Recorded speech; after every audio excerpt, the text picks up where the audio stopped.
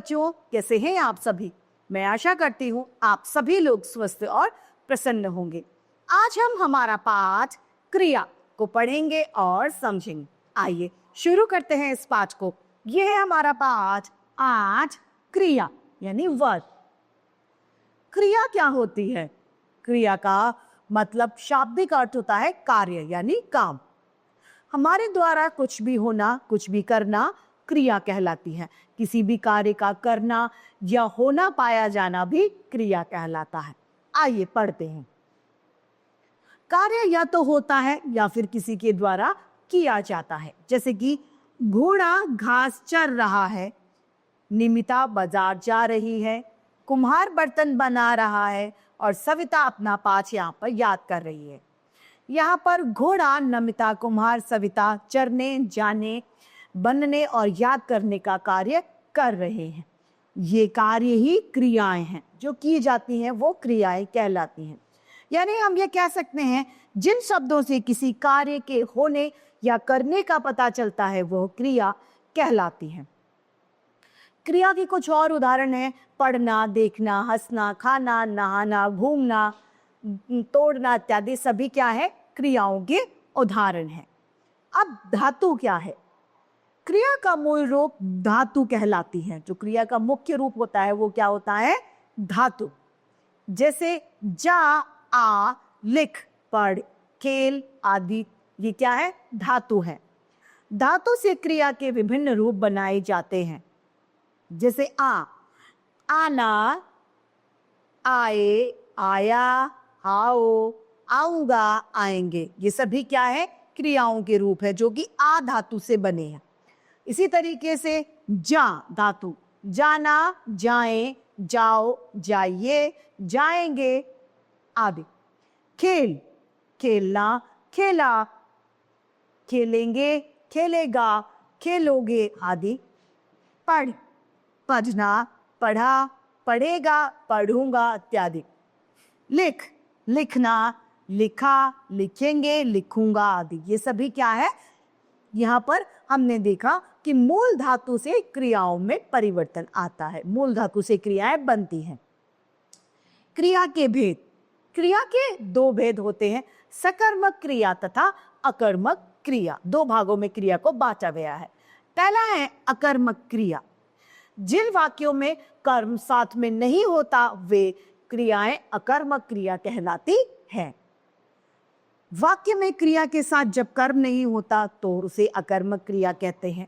जैसे रीमा पढ़ रही है। रीमा क्या पढ़ रही है ये नहीं पता। रीमा हिंदी पढ़ रही है या कुछ भी पढ़ रही है, इसमें कर्म का अभाव है। जीतू सो रहा है, वह दौड़ता है, अध्यापक पढ़ाते हैं। इन वाक्यों में पढ़ रही है, सो रहा है, दौड़ते हैं और पढ़ते हैं क्रियाओं में कर्म नहीं है, अतः ये अकर्मक क्रिया है। यहाँ पर ये याद रखने योग्य बात है, रोना, हंसना, आना, जाना, सोना, जगना, चलना आदि सभी क्रियाएं अकर्मक रूप में ही प्रयोग में ली जाती है। सकर्मक क्रिया। वाक्य में जब कर्म साथ में होता है तो वे क्रियाएं सकर्मक क्रियाएं कहलाती हैं। जैसे कि विनीता पुस्तक पढ़ रही है। विनीता क्या पढ़ रही है? पुस्तक पढ़ रही है। अंजलि गीत गा रही है। यहाँ पर दोनों ही वाक्य में कर्म साथ में है, अतः ये सकर्मक क्रियाएं होती हैं। सकर्मक क्रियाएं भी दो प्रकार की होती हैं, एक कर्मक तथा द्विकर्मक। एक कर्मक क्रिया, जिन क्रियाओं में एक कर्म होता है उन्हें एक कर्मक क्रिया कहते हैं। और जैसे कि वह पत्र लिख रहा है, एक कर्मक क्रिया का उदाहरण है। दूसरा है द्विक्रमक क्रिया। वह सकर्मक क्रिया जिसके दो कर्म होते हैं उसे द्विक्रमक क्रिया कहा जाता है। जैसे राहुल ने तोते को हरी मिर्ची खिलाई। यहाँ दो कर्म हो गए, राहुल और तोता। अब सकर्मक क्रिया और अकर्मक क्रियाओं की पहचान कैसे की जाए? सकर्मक क्रिया क्या होती है? सकर्मक क्रिया कर्म के साथ, अकर्मक क्रिया कर्म के बिना। यदि हमें सकर्मक और अकर्मक क्रिया की पहचान करनी है तो हमें कौन, कैसे, किसे शब्द का प्रयोग करना है। जैसे राम, उदाहरण देखिए यहाँ पर पढ़ते हैं। वाक्य में क्रिया अकर्मक है या सकर्मक, यह जानने के लिए उसी वाक्य में क्रिया से पहले क्या या फिर किसे जोड़कर वाक्य को प्रश्नवाचक बना दीजिए। यदि वाक्य में कोई ऐसी चीज है जो उत्तर के रूप में बताई जा सकती है तो वह कर्म, क्रिया कर्म, सकर्मक क्रिया कहलाएगी।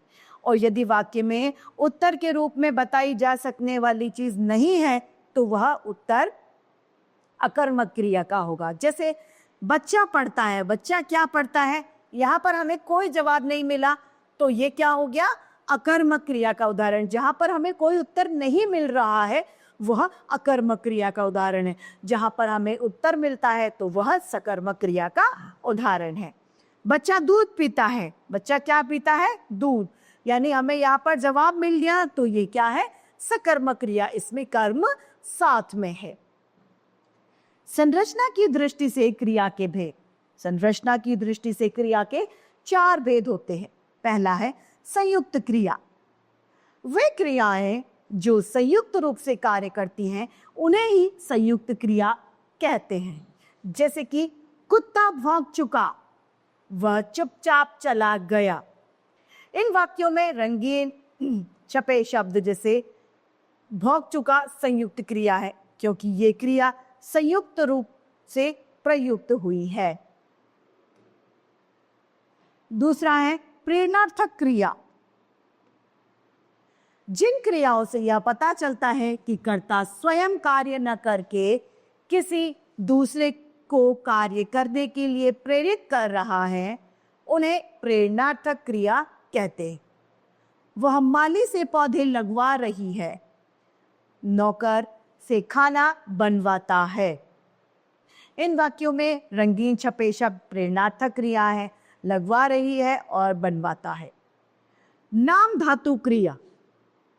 संज्ञा, सर्वनाम और विशेषण बनाने वाली क्रियाएं नाम धातु क्रियाएं कहलाती हैं। जैसे रंग रंगना, झूठ झुठलाना, गर्म गरमाना आदि। ये क्या है, नाम धातु क्रियाएं हैं। पूर्वकालिक क्रिया। जो क्रिया मुख्य रूप से पूर्व प्रयुक्त होती है उसे पूर्वकालिक क्रिया कहते हैं। जैसे कि बच्चा पढ़कर खेलने गया, वह कुत्ते को देखकर डर गया। इस वाक्य में रंगीन छपे शब्द ही पूर्वकालिक क्रियाओं के उदाहरण हैं। इसी तरह हमारा ये 5 क्रिया समाप्त होता है। आइए संक्षेप में जानते हैं कि हमने इस पाठ में क्या पढ़ा। जिस शब्द से किसी कार्य के करने या होने का बोध होता है क्रिया कहलाती है। क्रिया के मूल रूप को धातु कहते हैं। वाक्य में क्रिया के साथ जब कर्म नहीं होता तो उसे अकर्मक क्रिया कहते हैं। वाक्य में क्रिया के साथ जब कर्म होता है तो उसे सकर्मक क्रिया कहते हैं। संरचना की दृष्टि से क्रिया के 4 भेद होते हैं: संयुक्त क्रिया, प्रेरणार्थक क्रिया, नाम धातु क्रिया तथा पूर्वकालिक क्रिया। इसी के साथ हमारा ये पाठ समाप्त होता है। मैं आशा करती हूँ आप सभी को यह पाठ भले भांति रूप से समझ में आया होगा। आज के लिए इतना ही, फिर मिलते हैं। धन्यवाद।